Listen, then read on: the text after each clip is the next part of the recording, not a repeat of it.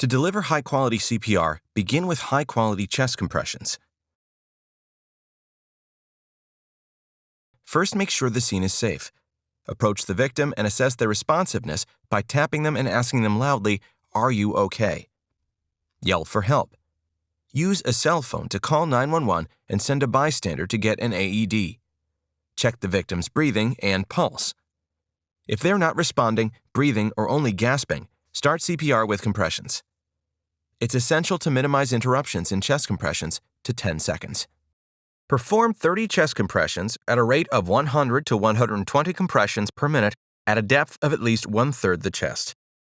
For adults, this is at least 2 to 2.4 inches. That is 5 to 6 centimeters. To begin, position the individual on their back on a firm, flat surface. Feel for the end of the breastbone or the sternum. Place the heel of one hand on the lower half of the breastbone.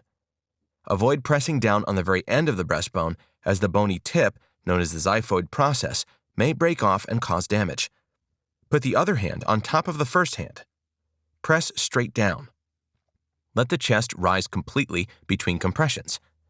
Your hands should remain in contact with the individual without bouncing or leaning on them.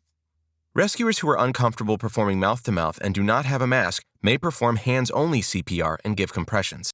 CPR for infants is almost identical as it is for children. If an infant is not responding and not breathing or only gasping, give 5 sets of 30 compressions and 2 breaths. In infants, push hard and fast as you would in a child or adult receiving CPR. Move any clothing away from the chest and place 2 fingers of one hand on the breastbone, right below the nipple line.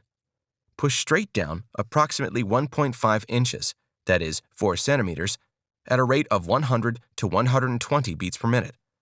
Let the chest recoil to its regular position after every compression.